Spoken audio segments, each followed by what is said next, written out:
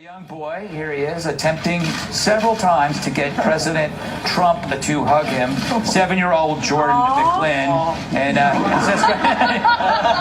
then Donald Trump, and then he gets a hug. Yeah, that's adorable. Yeah, he is the greatest president that has ever lived, and I predict will ever live. He's the greatest hugger.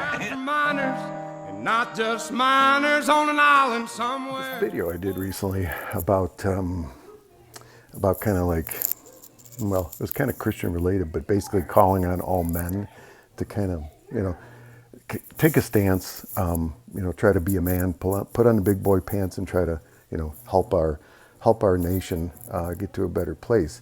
Simply outrageous. So I think that was pretty well received, and I appreciate the comments and the support on it. Actually, I didn't get dissed for it like at all, so that's super cool. Thank you. But today, like I'm watching these videos on what the Biden administration is trying to flip and run on, which is a focus on abortion.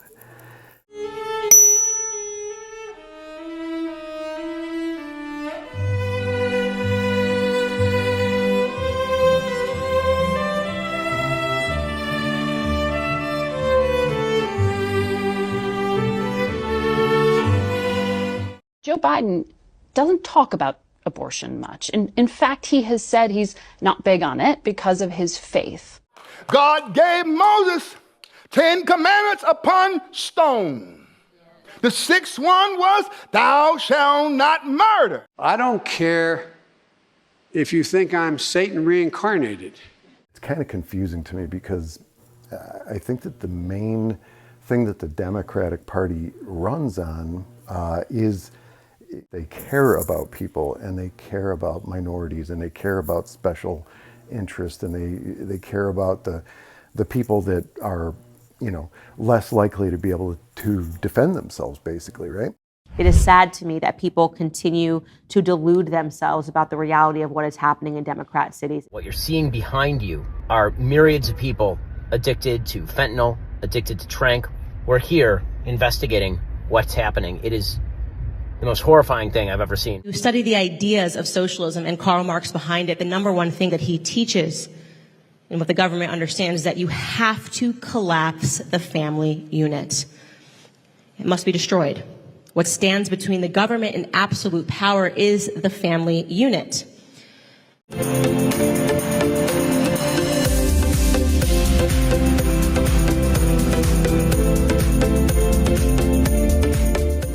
I don't know who's more defenseless or doesn't have a say in this world other than babies. Has a force 10 to 20 times more powerful than the usual household vacuum cleaner. And using this technique, the baby is rapidly torn apart by the force of the suction and squeezed through the tubing, down the suction tube into the syringe or vacuum machine. Following the baby, the placenta is sucked out. We've been a leader in the world in terms of personal rights and privacy rights. Next article. Americans don't know what sensitive data and new IT systems collect on Americans. GAO report finds. What? That's his position. And that's why I am absolutely confident that when people see this matchup and really understand the stakes of this upcoming election, We should grow the economy from the middle out and the bottom up, not the top down. Getting rid of Roe v. Wade was an incredible thing. I was able to do it. It's just mind-boggling. And honestly, it's kind of creepy. Abortion laws have always been, each and every one of them, about control. It's always about control, plain and simple.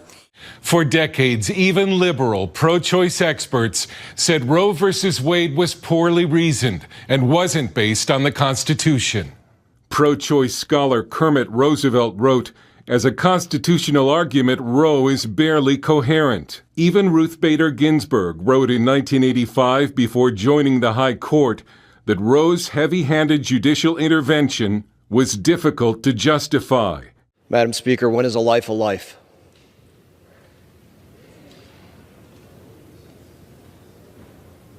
I'll open it up to the rest of my colleagues over there. I would wager none of my colleagues on the other side will tell us when life begins.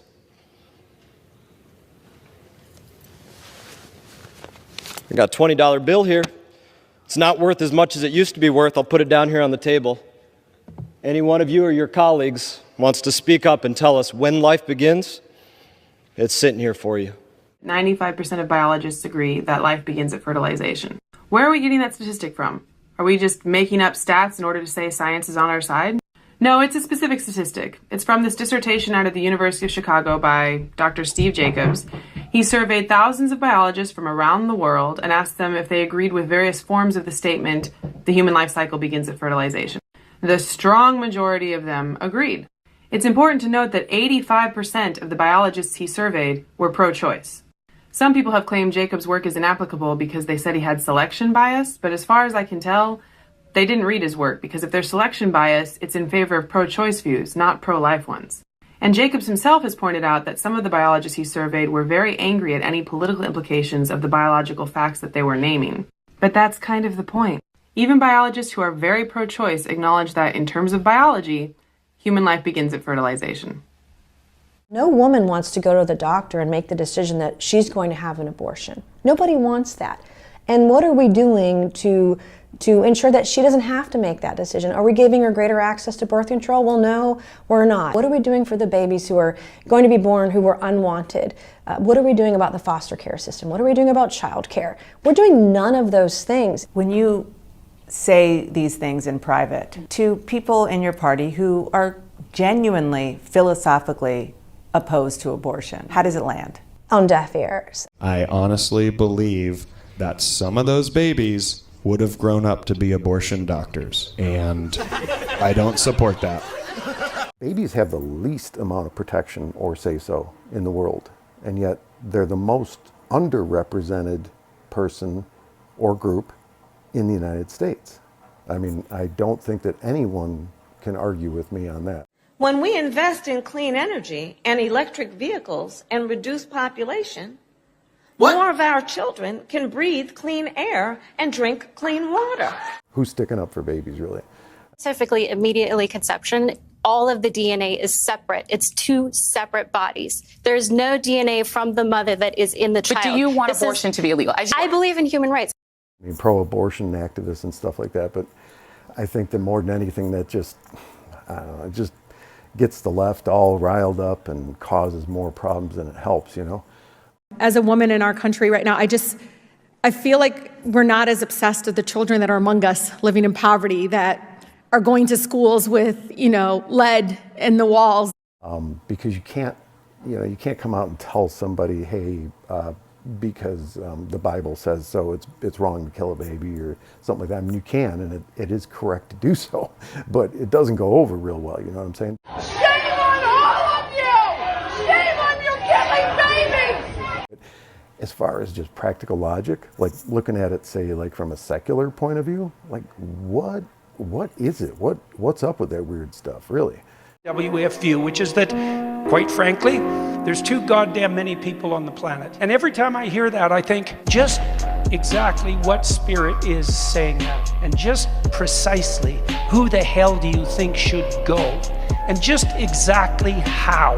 What spirit animates them? Well, if you believe people are the problem, then that is, of course, a genocidal spirit. If I believe that the problem with my kitchen is it has too many mice, the solution is to kill the mice. Too many roaches, I kill the roaches. They're the problem, they're the impediment. And so make no mistake, and this sort of tracks with what I was saying earlier, don't lie to yourself about the agenda. If people are the problem and you're a person, then your life is in the way of whatever goals they're seeking to achieve. By definition, am I missing something? No, I'm not. It's a demonic spirit, just to be clear. Just want to show you this fetus who is 23 weeks of gestation. This is the fetus itself, and this is the umbilical cord, as you can see, going like this, and this is attaching to the placenta. This whole thing is the placenta, and this is the umbilical cord which is attached to the umbilicus or the navel region of the baby.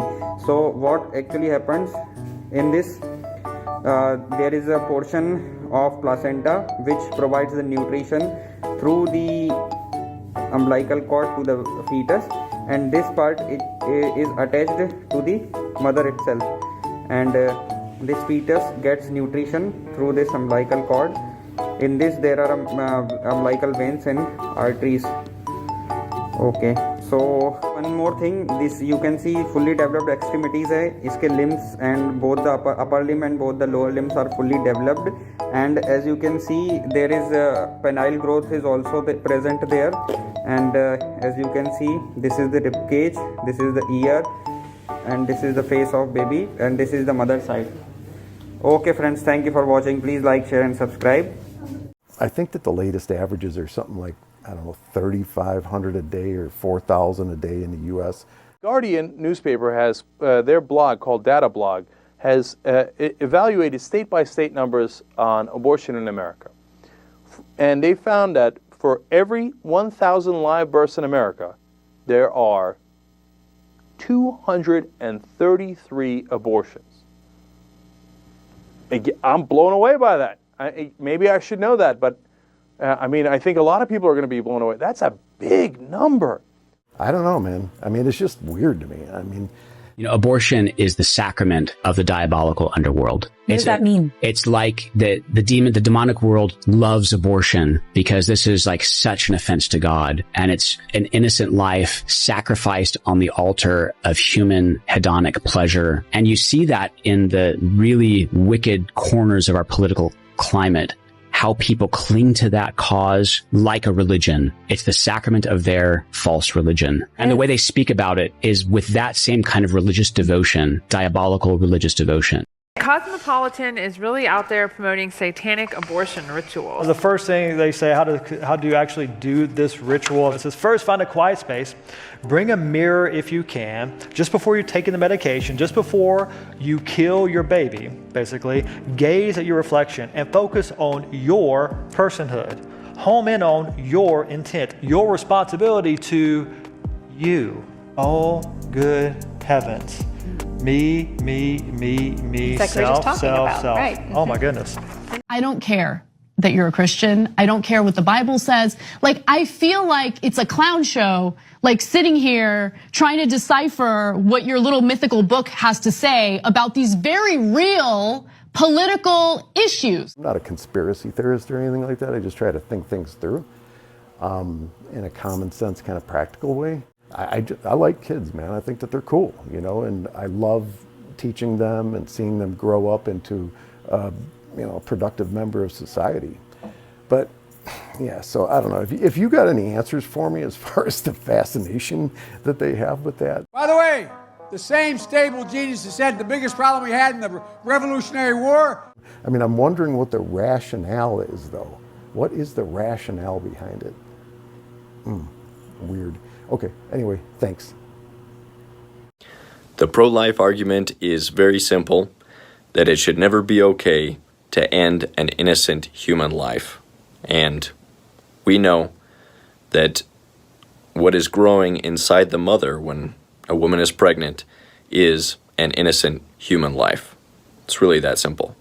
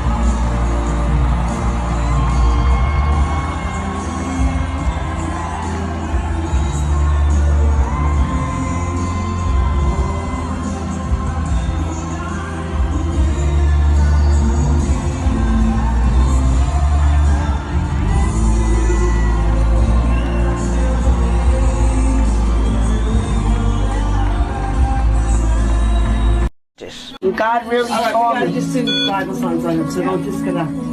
It's not how he looks. I go to St. Philip Mary Church. That's not how he looks in there. He has like a beard. He doesn't have long hair. He has short hair. His eyes are the most beautiful things I've ever seen. Mom, if you've seen that, if you would have saw them, you would have said they were beautiful, more beautiful than mine.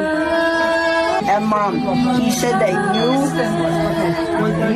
the reason you went through so much when you were little, he said it's because that's why the way you are today. He said that's why you are so good at what you do today. He said that your kids are like you because of you. He said that they're going to grow up to be just like you.